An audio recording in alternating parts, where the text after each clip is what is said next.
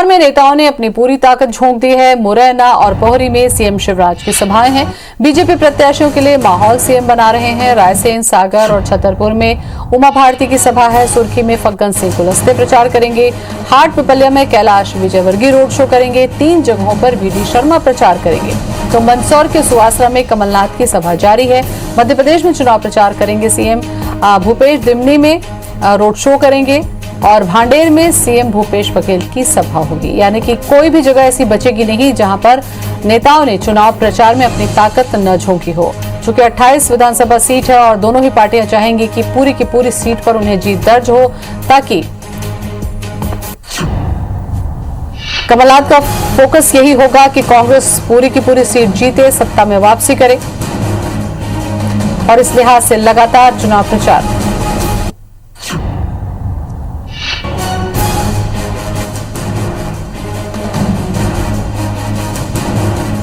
और इसी खबर पर ज्यादा जानकारी के लिए हमारे साथ जुड़ चुके हैं हमारे संवाददाता नासिर गौरी। नासिर, 28 सीटों पर जो चुनावी दंगल हो रहा है, हमें लगता है कि कोई एक सीट ऐसी नहीं बचेगी, कोई एक ऐसी जगह नहीं बचेगी जहां दिग्गज जाकर अपनी उपस्थिति दर्ज कराकर अपने पक्ष में वोट की अपील न करें। इस लिहाज से अब देखिए चुनावी माहौल पूरा रंगारंग है। देखिए ज्योति, जो चुनाव की घड़ियां हैं बेहद नज़दीक आ चुकी हैं, क्योंकि 3 नवंबर को मतदान होना है और उससे पहले दोनों ही दलों की कोशिश ये है कि ज़्यादा से ज़्यादा सीटों पर पहुंचा जा सके और जो वोटर्स का अपनी पार्टी की ओर मोड़ सके। और उसी के तहत आज सीएम शिवराज सिंह चौहान की मुरैना और पोहरी में सभाएं हैं।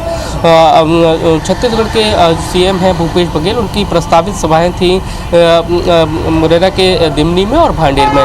लेकिन कोविड-19 की गाइडलाइन के तहत अभी उनको परमिशन नहीं मिली है, क्योंकि हाईकोर्ट ने डायरेक्शन दिया था। लेकिन बीजेपी के जो सम्मेलन हैं, आम सभाएं हैं, वो लगातार जारी हैं। सीएम शिवराज सिंह चौहान के साथ साथ केंद्रीय मंत्री नरेंद्र सिंह तोमर की ग्वालियर में और डबरा में सभाएं हैं, वीडी शर्मा की है, फग्गन सिंह कुलस्ते की है। तो ये बीजेपी लगातार सभाएं कर रही है, लेकिन कांग्रेस का थोड़ा सा मामले में पेच फंस गया है। लेकिन अगर पूरा देखा जाए तो बीजेपी लगभग हर एक सीट पर 4 बार पहुंच चुकी है। उनके नेता हैं एक सीट पर 4 बार पहुंच चुके हैं। लेकिन अब कोविड-19 का हवाला देकर हाईकोर्ट की ग्वालियर बेंच ने आदेश जारी किया है, तो उसके परिपालन में जो अब सभाएं हो रही हैं, तो उसमें कहीं ना कहीं कोविड की गाइडलाइन का पूरी तरह से ख्याल रखा जा रहा है और उसके चलते कुछ सभाओं को अनुमति नहीं दी गई है। और उसी के चलते जो भूपेश बघेल जी की ग्वालियर चंबल अंचल में 4 सभाएं होना है, और उसमें से मुरैना की दिमनी विधानसभा की, भांडेर विधानसभा की, ग्वालियर विधानसभा और ग्वालियर पूर्व विधानसभा, इन पर अभी भी संशय बना हुआ है। दिमनी की विधानसभा को हाल फिलहाल कैंसिल कर दिया गया है, लेकिन ग्वालियर पूर्व और ग्वालियर की विधानसभाओं में जो उनकी सभा होना है उसके लिए परमिशन अप्लाई की गई है। कोविड-19 के तहत जो हाईकोर्ट के निर्देश है उसके बाद उस गाइडलाइन के तहत अप्लाई किया गया है। लेकिन अभी तक फिलहाल संशय बना हुआ है कि जो चुनाव आयोग उसको परमिशन देगा या नहीं देगा। लेकिन अगर पूरी सीटों का लिहाज से देखें तो लगातार कांग्रेस और बीजेपी इस सीटों को जीतने के लिए पुरजोर कोशिश में लगी हुई है। ग्वालियर चंबल अंचल की 16 सीटें बेहद खास हैं, क्योंकि यहीं से मध्य प्रदेश की सत्ता है वो तय होगी कि अगला सत्ता में कौन काबिज होगा।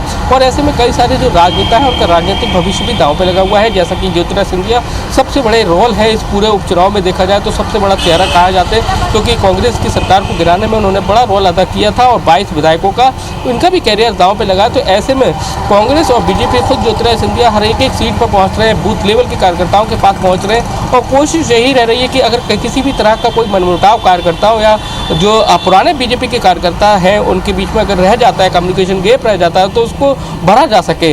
क्योंकि अगर एक भी सीट बीजेपी हारती है किसी भी अपनी गलती से, कहीं ना कहीं डैमेज से, तो उसको बहुत बड़ा क्षति हो सकती है इस उपचुनाव में। तो ऐसे में कोशिशें बीजेपी की हो या कांग्रेस की हो, दोनों ऐसी है कि किसी भी सीट पर लूज नहीं पड़ना, और उसी के चलते लगातार जनसभाएं की जा रही हैं। उसी के तहत समाज के लोगों को साधने की कोशिश की जा रही है, हर वर्ग को साधने की कोशिश की जा रही है। और इसी के चलते लगातार जो स्टार प्रचारकी हैं वो दौरे पे दौरे उनके लगातार जारी हैं। नासिर, तमाम समीकरण को तो पार्टियां साधने की कोशिश कर रही हैं, आरोप प्रत्यारोप और इस तरीके की बातें, बयानबाजी बहुत सारा है, लेकिन सबसे बड़ा जो मुद्दा था वो दल बदल का है। मुश्किल यही होगी कि कल जिस पार्टी से जाते थे आज दूसरी पार्टी से जाकर वो वोट की अपील करेंगे।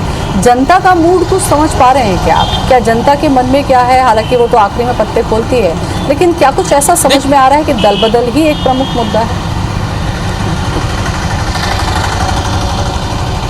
देखिए मध्य प्रदेश की 28 सीटों पर उपचुनाव होना है और उसमें से 8 ऐसे जैसे 22 लोग सिंधिया समर्थक थे, उन्होंने सरकार के साथ में रहकर सिंधिया जी के कहने पर सरकार को गिरा दिया था। लेकिन 8 ऐसे चेहरे हैं जो विधानसभाओं के जो 2018 में कांग्रेस की तरफ से लड़े थे, लेकिन आप बीजेपी की तरफ से लड़ रहे हो, बीजेपी की तरफ से जो लड़ रहे थे वो कांग्रेस की तरफ से लड़ रहे हैं। तो इसको लोग समझ चुके हैं और हालांकि देखा जाए उपचुनाव में तो कोई भी चाहे मंच ऐसा नहीं है, चाहे कांग्रेस का हो चाहे बीजेपी का हो, जिसमें मुद्दों की बात हो रही है। केवल और केवल दल बदल की बात हो रही है, आत्मसम्मान की बात हो रही है, गद्दार और वफादार के बीच में ये चुनाव है वो टिक कर रह गया है। तो ऐसे में जो मतदाता है वो कहीं ना कहीं कश्मोकश में, क्योंकि जिस तरह की डायलॉग डिलीवरी कांग्रेस ने की है, जो 22 विधायक थे सिंधिया समर्थक, वो उनका रेड कार्ड तक उन्होंने वायरल किया लोगों को।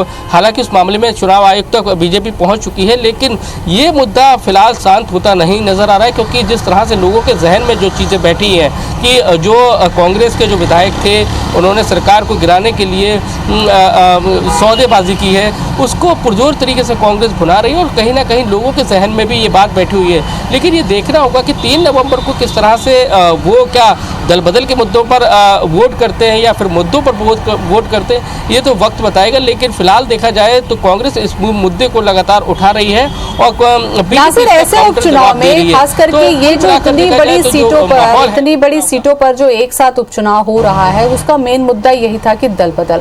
आपको लगता है कि अगर दल बदल मुद्दा लोगों के जहन में बैठ गया और उन्होंने उसे ही बनाकर वोट दे दिया तो तस्वीर इस बार फिर से भारी पड़ सकती है मध्य प्रदेश की राजनीति में?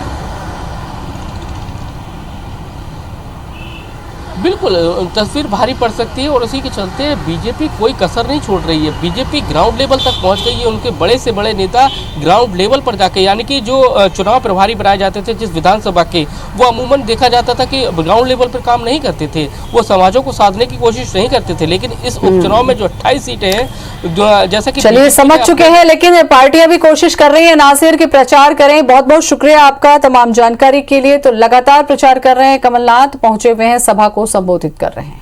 समाज